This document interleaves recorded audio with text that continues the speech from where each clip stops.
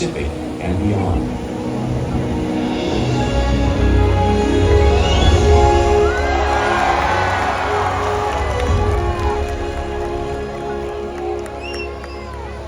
This whale's story is the ocean's story, and it is one we all share.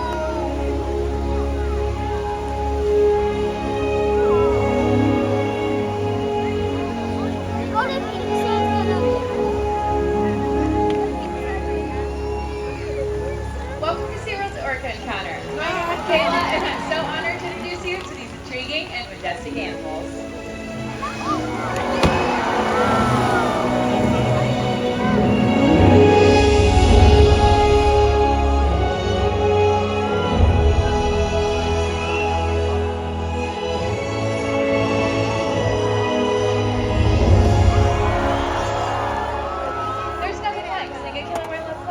About them and their natural behaviors.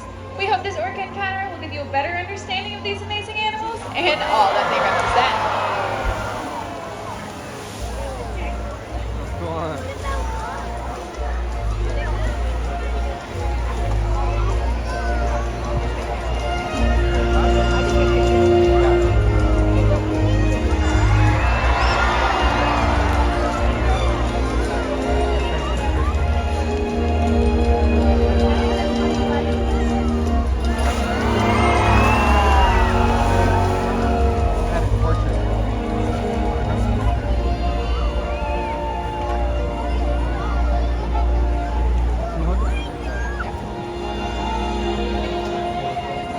While they are found in every ocean, orcas living off the coast of Iceland are quite different than those near Costa Rica.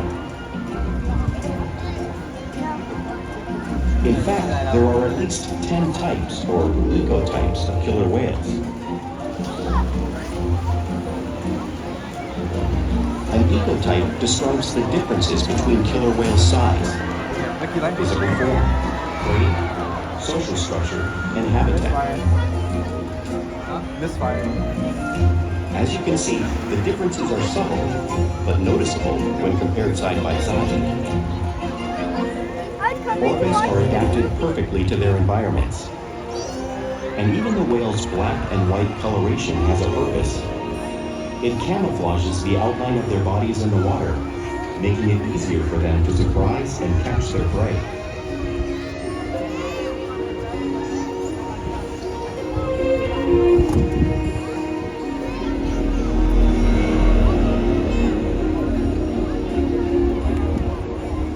When viewed from above, the black of the whale blends in with the dark depths of the ocean.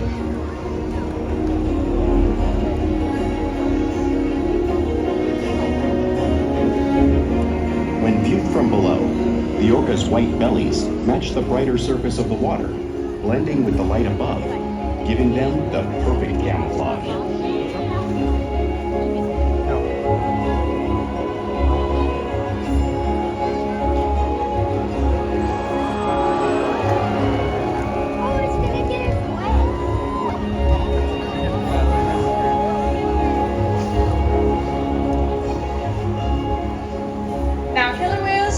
Are a natural wonder, and Kalia here is going to help show you some of their physical characteristics.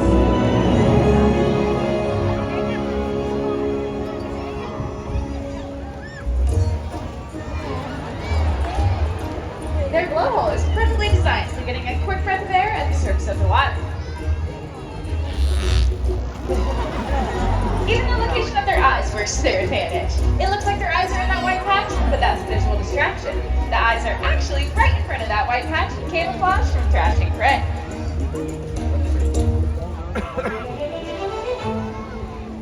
The fin on top of the whale's back is called a dorsal fin, which helps stabilize them when they swim. It also helps them regulate their body temperature. There are no bones and muscles inside, which is why you may see it curved. The flippers on either side of the body are called pectoral flippers, and those are mainly used for steering and stopping. Each one has 5 bony digits inside, just like the human hand.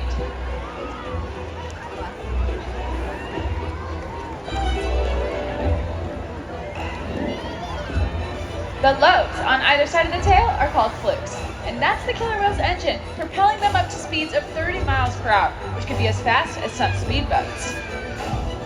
But they swim the fastest and use the most power when they're propelling their nearly 10,000-pound bodies all the way up and out of the water.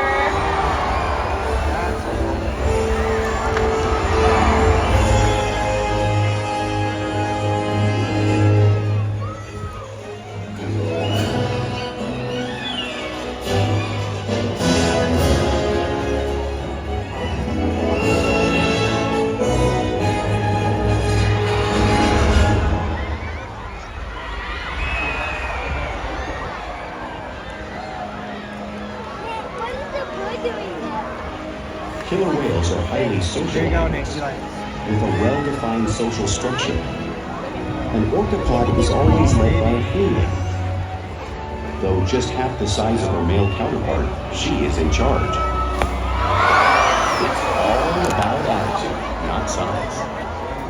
Because they live and work as a group, orcas need to communicate with sounds and body language. Orcas use clicks for echolocation or navigation.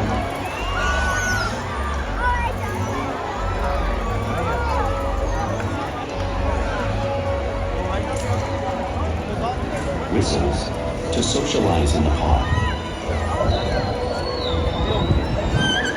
And calls for group coordination and hunting.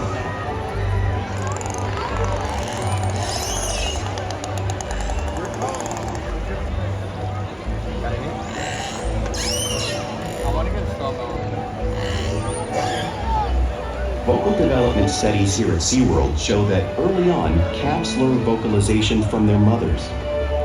But as they grow, they learn from others close to them as well. This is a bottlenose dolphin call that Shouka learned and even taught other killer whales here at SeaWorld. In fact, orcas are the largest members of the dolphin family.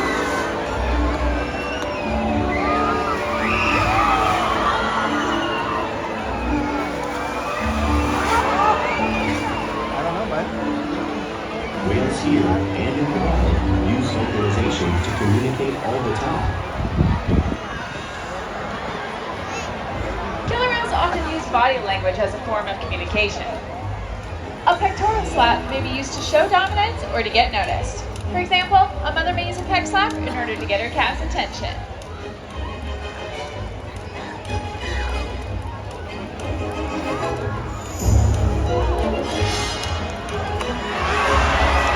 But when they really want to be heard, they'll preach.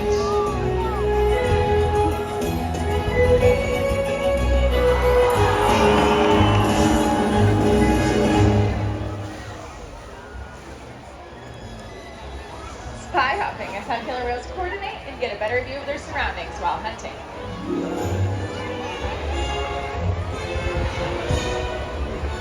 We should have went down there.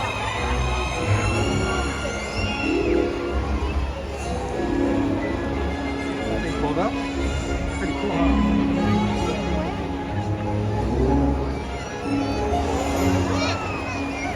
I guess I should have sent you and Eli out there. Fluke slaps are another important part of communication that killer whales use in the wild and right here at SeaWorld. Not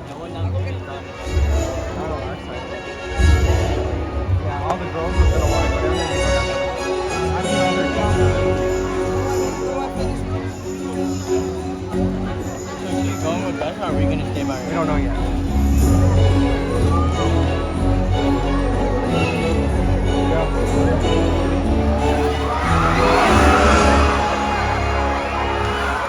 Now, because killer whales are such great communicators, it's no surprise they're at the top of the ocean's food chain.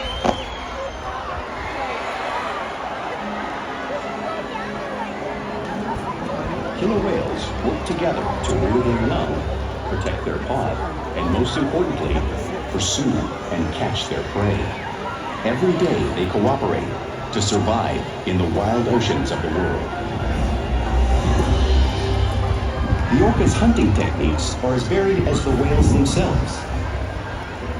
Norwegian killer whales will circle herring, herding them together. The whales use sounds to coordinate with each other and to disorient the harrier. With the fish confused and contained, the whales stun them with their powerful tail flukes, making for an easy meal. Really? Oh, there's those mini ones? That's gonna be like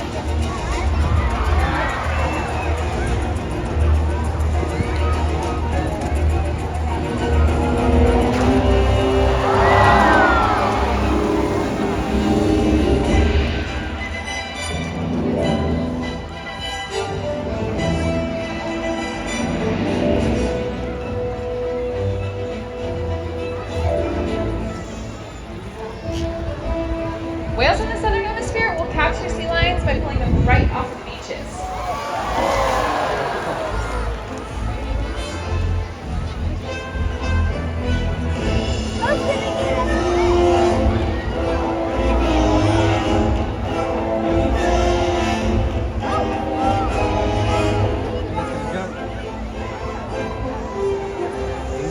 Antarctic orcas will actually create waves that wash over floating ice, knocking unsuspecting seals right into the water. That's crazy. You just saw Kalia showing you a very similar technique, demonstrating one of the many complex and impressive swimming abilities killer whales have developed around the world.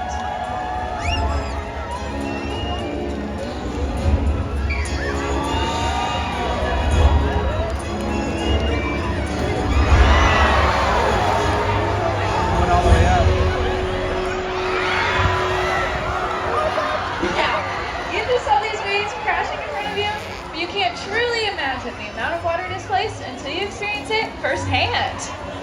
Luckily, I have a very brave volunteer that's going to be coming down and feeling the power of those waves. Everybody give her a big round of applause.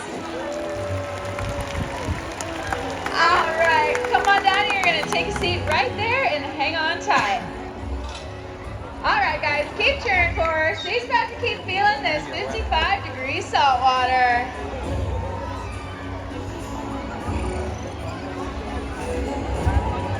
All right, and let's see which whale we got.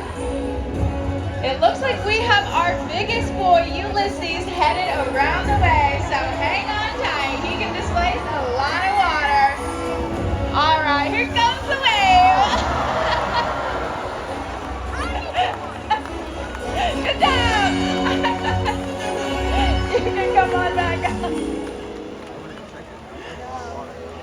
Because killer whales live in every part of the ocean, it's no surprise they eat all types of prey, including other whales.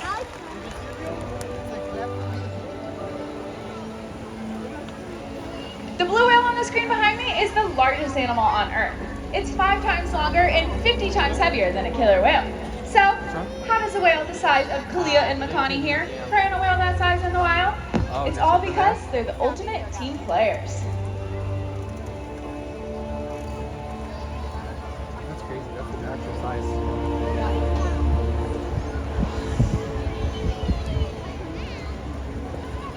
In this example, we see the larger male orcas surround a sperm whale, forming a perimeter, while the females continue to drive the whale forward until it reaches exhaustion. The calves then move in to join the adults in the group. Whatever their prey, killer whales always cooperate and hunt together, making them a highly successful predator.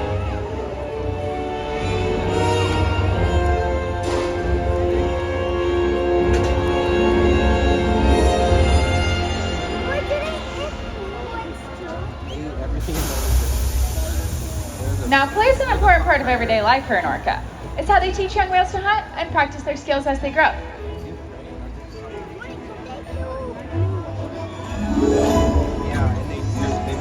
Orcas are constantly interacting and showing their playful side, both in the wild and right here.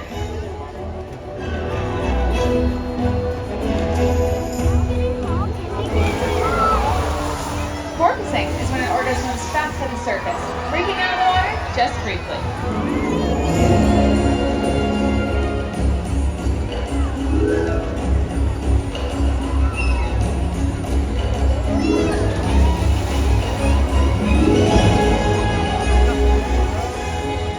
You may see them do this when riding in the wake of a boat or when surfing in a wave.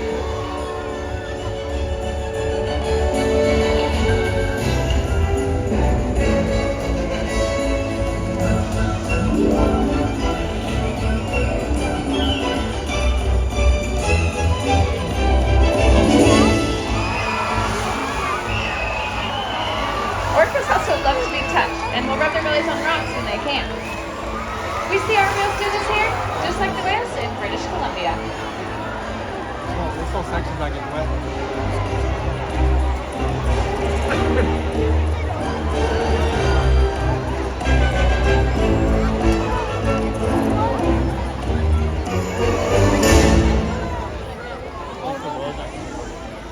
These whales also love to imitate each other. We see it here constantly, where whales are always mimicking and learning from each other.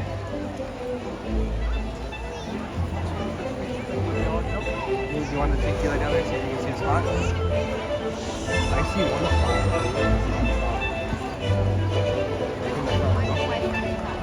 Huh?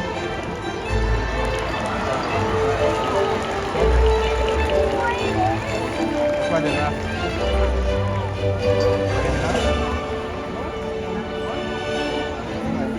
Now, all this playful behavior does have a purpose. In hunting, a tailwhip may be used to stun fish, but today, it's going to keep stunning our soak zone.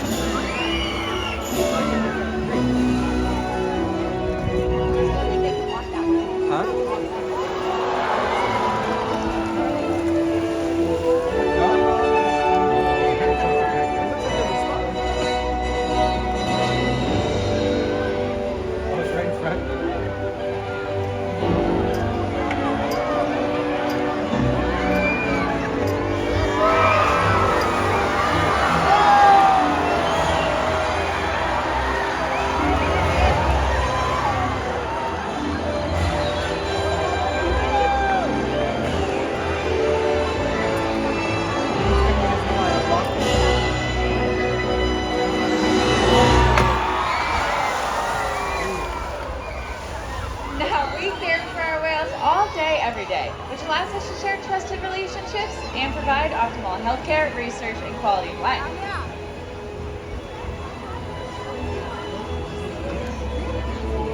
The whales here even take an active role in their own health and well-being.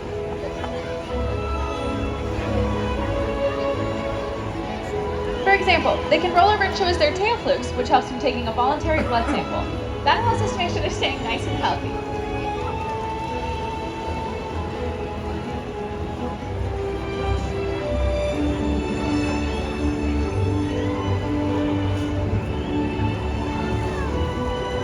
They can also slide up onto a scale like you see Orca doing in this video. That allows us to monitor their weights.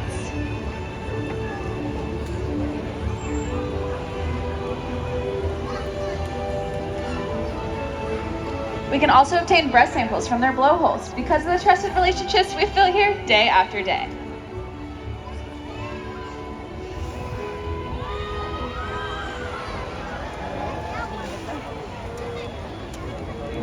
All right, now I want to go ahead and introduce you all to a very special whale. Everybody give her a big round of applause.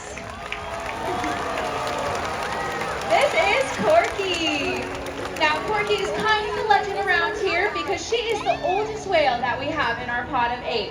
She is just 59 years young, and she has inspired millions all around the world, and I hope she's continued to inspire you all here today.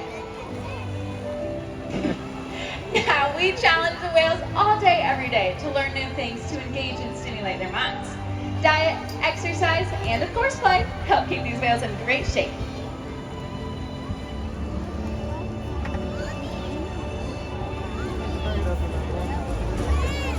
The whales here at SeaWorld have helped killer whales in the wild by participating in many research studies. One ongoing study monitors the whale's heart rate and breathing to understand how marine respiration from ship engines and other sources affect wild populations. In another study, scientists from NOAA, the National Oceanic and Atmospheric Administration, took measurements of the killer whales living here, including pregnant whales. By comparing these measurements with drone footage of killer whales in the wild, scientists are able to monitor the wild population's nutritional and reproductive states. Other research has been done here at SeaWorld on the mother whale's milk composition. This research will help create an effective model to understand how toxins in the ocean impact wild killer whales and their milk supply. I got more. What we learn from the whales in our care every day is actively helping whales in the wild survive. And just by being here today, you've supported our rescue, research, and conservation efforts all around the world. If we work together, like the killer whale, we can protect the future of the Orcinus Orca and this beautiful planet that we all share.